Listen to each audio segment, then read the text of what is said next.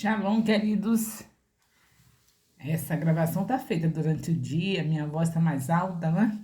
A maioria dos vídeos são feitos na madrugada porque não dou presente barato para meu Deus.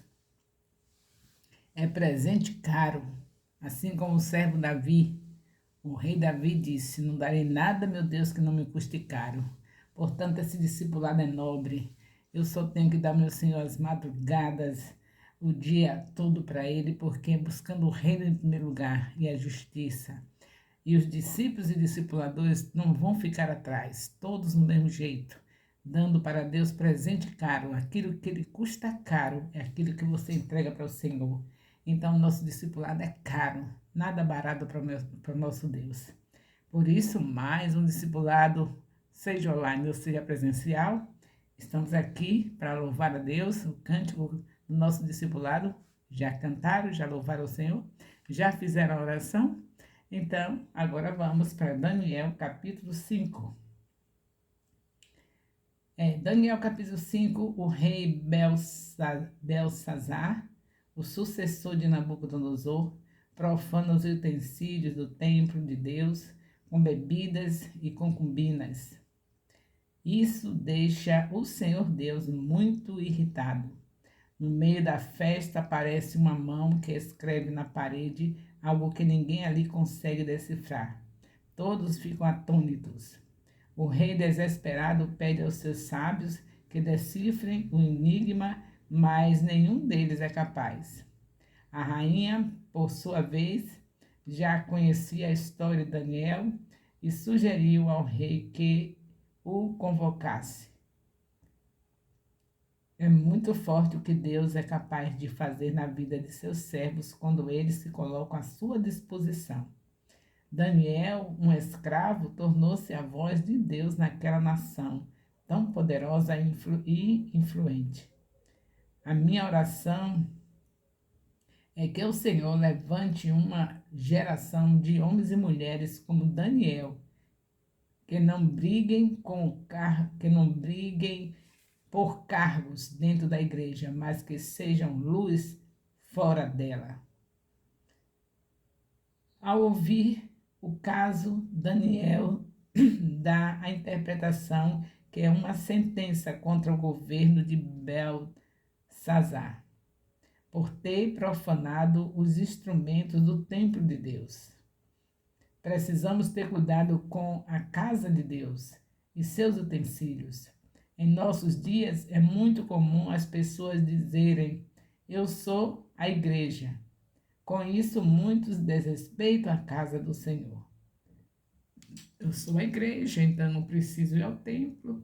Eu estou em casa ouvindo meus líderes preferidos. Tem um líder tal, tem esse tal que pula, salta e que ensina muitas coisas maravilhosas e que também ele faz as orações da meia-noite, do meio-dia, da meia-tarde, da meia-manhã. É tanta coisa. Eu sou igreja, né? Onde eu estiver, eu sou igreja, então eu fico em casa mesmo. Eu quero servir a Deus em casa. Isso não é coisa de Deus, não, viu? Vocês não nem querem ouvir uma coisa dessa e nem falem uma coisa dessa, porque está escrito em Hebreus, capítulo 10, versículo 25, a minha casa é chamada, capítulo 10, versículo 25, que não é para se apartar da congregação. Temos que ter comunhão com nossos irmãos. Nós temos o Espírito Santo, podemos adorar em qualquer lugar, mas Deus nos faz ter compromisso em estarmos juntos no templo. E Jesus Cristo diz em Mateus 21, versículo 13, a minha casa é chamada casa de oração. Além de não faltar, ainda tem que ter compromisso, vida de oração também no templo. Então, graças a Deus que vocês não vão querer, de maneira nenhuma, estarem profanando, estarem desrespeitando a casa do Senhor. Às vezes se joga lixo no chão, falam palavrão dentro da igreja, não respeitam o altar. Precisamos estar atentos ao que Deus fez com Belsazar. A atitude irreverente dele trouxe a ira de Deus para si. Nós estamos pensando que estamos na segunda aliança, que Jesus Cristo veio nos dá direito a vivermos uma vida qualquer. Jesus Cristo veio para pedir mais. Quando ele diz, visto que foi dito aos antigos, não adulterarás. Aí ele diz, mas eu, porém, vos digo, se pensar, se olhar para uma mulher e pensar, ou uma mulher olhar para um homem e pensar, já fez o adultério. Então, na graça é mais exigência. Mas por quê?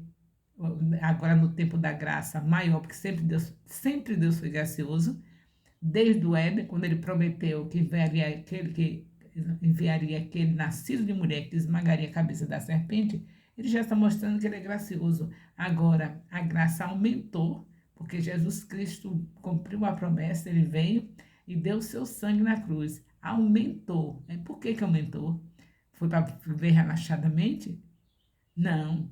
É para nós morrermos com Cristo, vivermos uma vida de santidade, em uma dimensão mais ampla, porque hoje nós carregamos o Espírito Santo. Quem recebe Jesus tem o Espírito Santo. Então, a graça é por isso. Quem poderia ter o Espírito Santo? Quem poderia ter alguma maneira de pagar isso? Então, a graça é justamente porque você não tem como pagar a presença de um Deus vivo dentro de você. Agora, por conta disso, de você ter recebido mais, quem mais recebe, mais tem que dar. Então, porque Deus nos deu o seu Espírito, agora você não vai poder de maneira nenhuma estar querendo viver como era na antiga aliança, que se adulterasse. Agora não, se você pensar, só pensar, já tem que se arrepender, chorar, se humilhar diante de Deus. Só em pensar. Sei que você está entendendo, não é? O Espírito Santo está aqui, ele está nos ensinando. Os eventos registrados em Daniel, capítulo 1, em Daniel, de 1 a 4, pertencem, de 1 a 4, capítulo 1 até o 4, pertenciam ao reinado de Nabucodonosor, que expandiu e uniu o Império Babilônico. Nabucodonosor morreu em 562 a.C., depois de governar 43 anos. Então, esses eventos registrados de 1 a 4, do capítulo 1 até o 4, era sobre isso. Os anos seguintes da história babilônica, até ser derrubada por Ciro, em 539 a.C., foram marcados por deterioração progressiva, intriga e assassinato. Nabucodonosor foi sucedido por seu filho, Evil-Merodach, que governou por 2 anos, 562 a 560 a.C. Segundo Reis, capítulo 25, de 27 a 30, fala sobre isso. Evil-Merodach foi assassinado em agosto de 560 a.C. por Neriglissar, genro do Nabucodonosor, e próprio cunhado de Evil-Merodach. Esse rolo de política, você sabe como é, o final é morte. Neriglissar, então, governou 4 anos, 560 a 555 a.C. Ele é o Nergal-Sarezer, mencionado em Jeremias 39, versículo 3 e 13. Na sua morte, ele foi sucedido por seu filho Labazi-Marduk, que governou apenas 2 meses.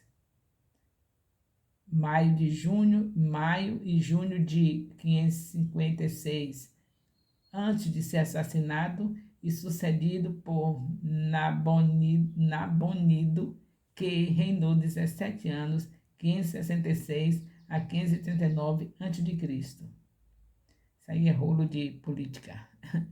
Você que gosta, vocês devem saber que aqui é para quem quiser se aprofundar mais nos estudos, só é vir comigo aqui, viu? Porque Eu estou falando, pegando leve, mas se quiser vir na nossa casa que a gente estuda mais.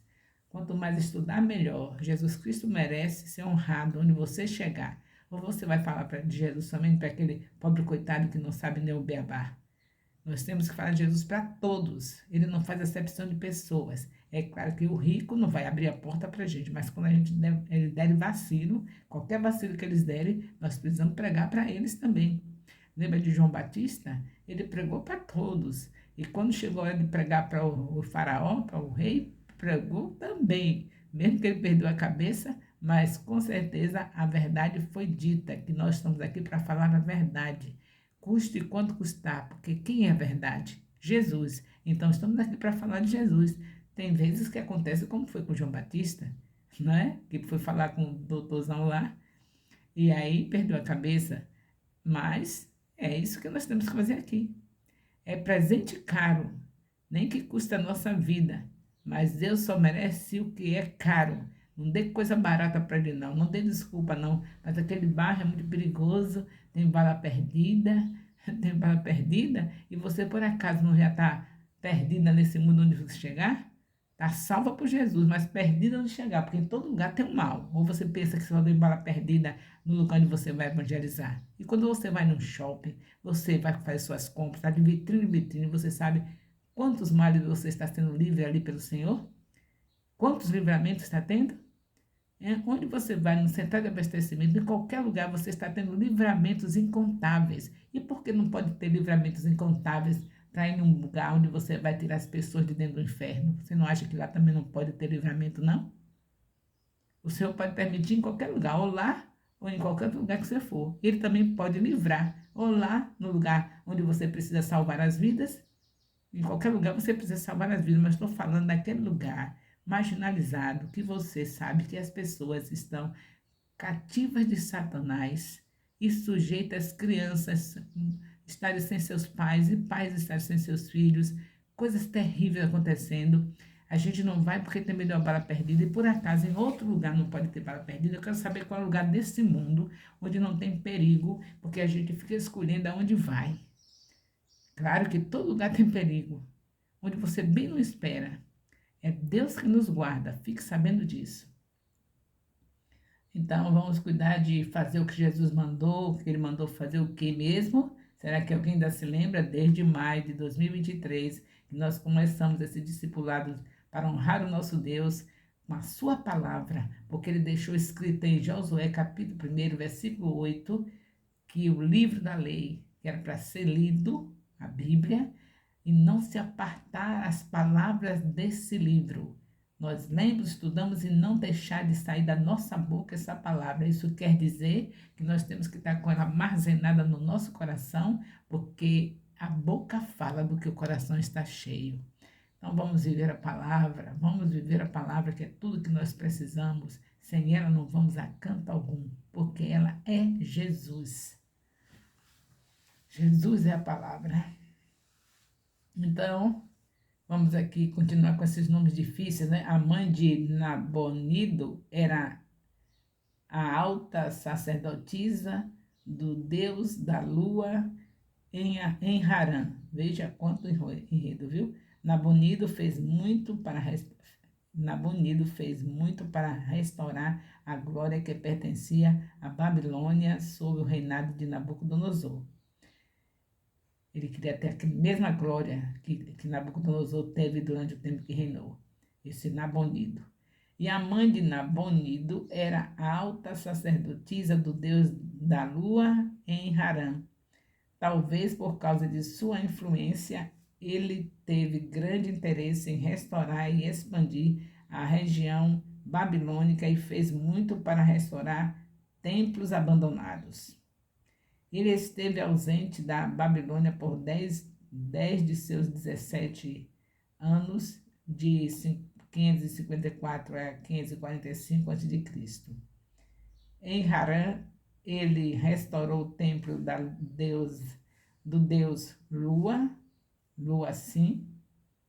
Deus Lua, sim. E então atacou Edom e conquistou parte da Arábia, onde viveu por algum tempo. Belsazar era filho mais velho de Nabonido e foi nomeado por seu pai como seu corregente. Nabucodonosor era apontado como o pai de Belsazar em Daniel 5:2, no sentido de que ele era seu ancestral ou predecessor. predecessor. predecessor. Esta corregência explica que Belsazar foi chamado rei e porque ele exerceu autoridade real, embora Nabonido realmente estivesse no trono. O capítulo 5 de Daniel pode ser dividido em 8 partes e nós vamos estudar cada uma delas. 8 partes. Daniel 5 diz, de 1 a 4, Belsazar o profano. Vocês lêem os versículos direitinho. Eu aqui tem que ser tudo rápido por causa do meu tempo de gravação. O nome de Belsazar significa Bel, onde significa Bel, outro nome para Deus, Marduk. Protegeu o rei. O nome Belsazar significa protegeu o rei. O nome deles tem esse significado, protegeu o rei. E esse nome, Belsazar, é outro nome para o deus Marduk. O famoso deus Marduk. Se você for estudar a história dos deuses, dá até nojo. Mas tem que estudar, né? Tem que saber, para saber quando vê as pessoas na idolatria, saber o porquê que estão e ter compaixão delas e orar para libertá-las da mão de Satanás. Talvez o banquete tenha sido dado para mostrar o desprezo de Belsazar em razão do ataque dos persas e para acalmar os temores do seu povo. Arqueólogos escavaram um grande salão na Babilônia, com 15 metros de largura e 55 metros de comprimento, com paredes rebocadas. Cada sala teria sido suficiente para abrigar uma reunião deste tamanho. Vou repetir aqui. Arqueólogos escavaram um grande salão na Babilônia, com 15 metros de largura e 55 metros de comprimento, com paredes rebocadas. Tal sala teria sido suficiente para abrigar uma reunião deste tamanho. Então, aqui as confirmações através dos arqueólogos dos assuntos que estão sendo estudados. O próprio banquete mostrou o desprezo de Belsazar pelo poder dos homens.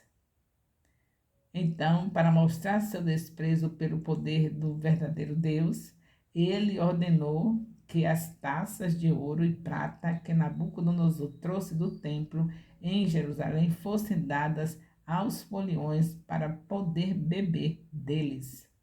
Ao beber, o povo honrava os deuses da Babilônia, ídolos feitos de ouro, prata, bronze, ferro, madeira e pedra. Nabonido, pai de Belsazar, havia tentado fortalecer a religião babilônica. De acordo com isso, esse ato de seu filho pode ter sido uma tentativa de desfazer a influência de Nabucodonosor em honra ao Deus de Israel. Em Daniel 4, de 34 a 35. As várias esposas e concubinas do rei também estavam lá.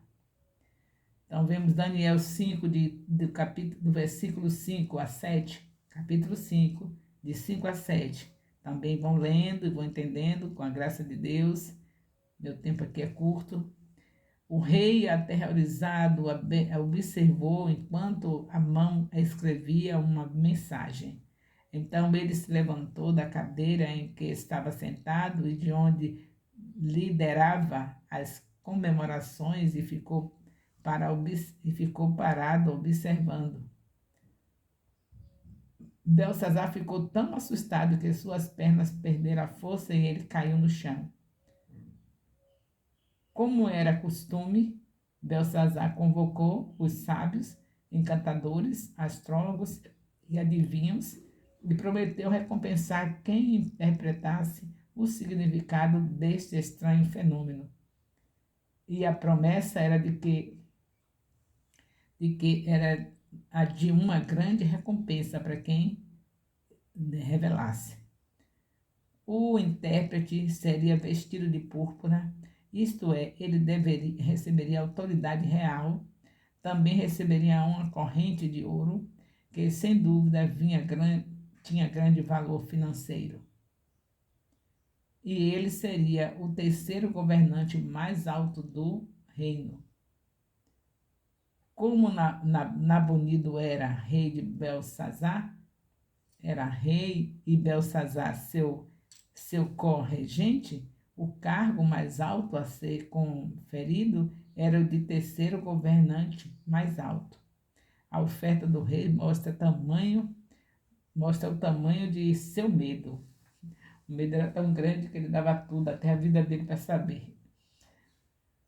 Então, Daniel 5, de 8 a 12, nós vemos também o Belsazar fica aterrorizado. Então, todos os convidados que, como o rei, viram a escrita na parede foram lançados em total confusão. Seus nobres ficaram perplexos. O som de confusão no salão de banquete chegou aos ouvidos da rainha. Evidentemente, ela não era uma esposa de Belsazar, pois suas esposas estavam com ele no salão. Ela era a mãe do rei, ou talvez até sua avó. O fato de ela saber quem era Nabucodonosor e Daniel parece sugerir que ela era avó de Belsazar. Ela evidentemente teve contato anterior com Daniel, um homem que ela disse possuía espírito dos santos deuses. Ela sabia de seu discernimento, inteligência, sabedoria, conhecimento, entendimento, habilidade para interpretar sonhos. Assim, ela aconselhou Belsazar a chamar Daniel e deixá-lo interpretar o que estava escrito na parede. Daniel 5, de 13 a 16, continuamos aqui com Belsazar chamando Daniel à sua presença. Ele era da mesma terra cujo Deus Belsazar estava desprezado. Ele era da mesma terra cujo Deus Belsazar estava desprezando. Quer dizer, logo quem? Daniel, que ele estava desprezando o Deus de Daniel e teve que chamar Daniel. É assim que vai acontecer nas nossas vidas quando somos fiéis a Deus. Aqueles que desprezam a palavra que estamos dando de Deus, o nosso Deus poderoso, o Senhor Jesus Cristo, o Espírito Santo, rejeitar essa Trindade Santa é algo terrível. E aí nós apresentamos as pessoas e as pessoas nos desprezam por isso, não é assim? Zombam de nós. Mas, assim como aconteceu com Daniel, pode acontecer com a gente. Nós devemos ficar tranquilos, fazer a nossa obrigação, ensinar. Se você é um líder, ensine. Não dê um professor, discipulador, ensine, não importa se alguém zomba. Se você é um líder de púlpito, de pregar a palavra, não se incomode se as pessoas zombam. Se você é aquele que está indo pregar a palavra, fazer o que Jesus disse, que deve todos ser assim, né? Seja pregador, seja discipulador, todos devem fazer isso, ganhar pessoas, consolidar, discipular, enviar. Vão zombar também, mas não se esqueça, pode acontecer como aconteceu aqui, chamar justamente você para resolver situações, porque Deus exalta o que está sendo humilhado e abate o que está sendo exaltado. Ele prometeu a Daniel as mesmas ricas recompensas, mas Daniel não estava interessado nas recompensas dele. Ele prometeu as ricas recompensas que havia prometido aos sábios se Daniel pudesse ler o que havia escrito na parede e interpretar seu significado. Embora escrito em aramaico, era difícil de ler, talvez porque estivesse em uma escrita incomum. Então, vamos ver aqui como é que Daniel reage. É Daniel 5, de 17 a 21, a resposta de Daniel a Belsazar. Deus é soberano e governa as nações e nomeia reis de acordo com a sua própria vontade, diz Daniel a Belsazar. Nabucodonosor foi levado à sua posição de poder do Império Babilônico por designação divina. Seu domínio e governo foi implantado, reconhecida por povos. Seu domínio e governo foi amplamente reconhecida por povos, nações, homens e todas as línguas, e seus decretos eram imutáveis. Quando Nabucodonosor falhou em reconhecer que o poder era de Deus e não dele, ele tornou arrogante e orgulhoso.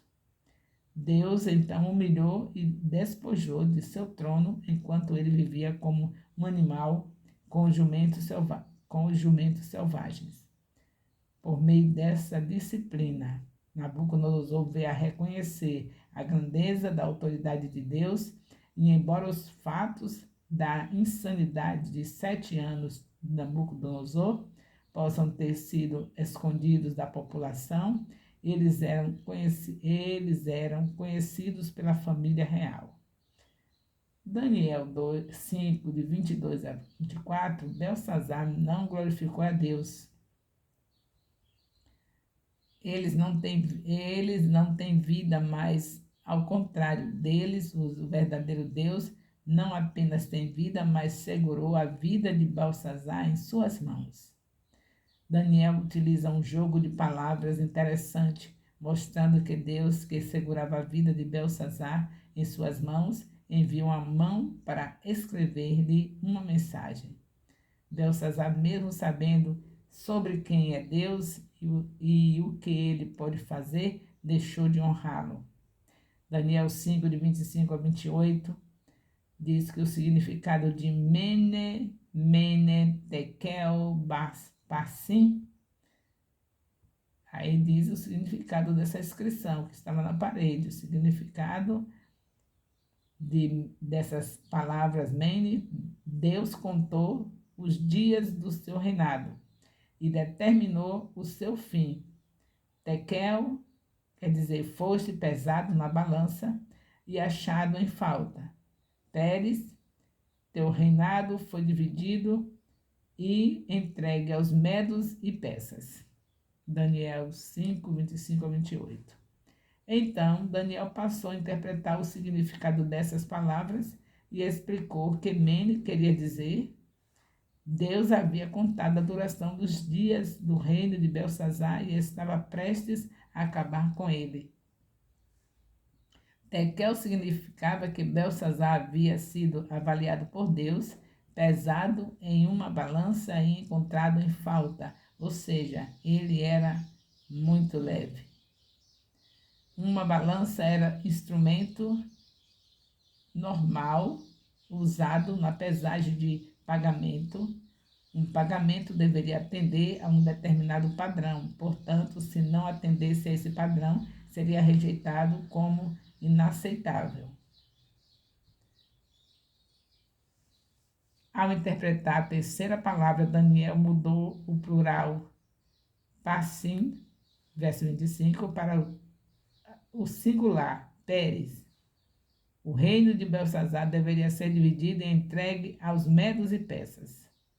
Aparentemente, Daniel utiliza mais um jogo de palavras para fazer uma mudança mais nas vogais em Pérez, que resulta na palavra persa.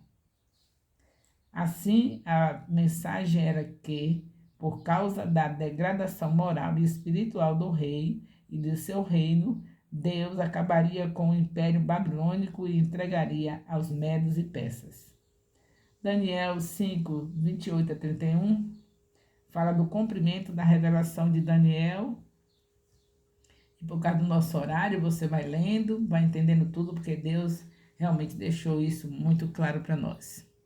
Não vai ter dificuldade de você terminar os versículos, lendo tudo direitinho, entendendo tudo que Deus está fazendo na vida de Daniel, é exaltá-lo e detonar a vida desses reinados, detonar esses reinados com seus reis, porque eles estiveram se exaltando, sendo arrogantes, sendo prepotentes, rejeitando o Deus verdadeiro para querer os deuses da sua confiança de muito tempo nos seus reinados. Preferiram confiar nos deuses feitos de ouro, de prata, de metal, do que confiar no Deus verdadeiro. E nós tiramos como lição que não temos ídolos de ouro nem de prata, mas temos cuidado com os ídolos do coração.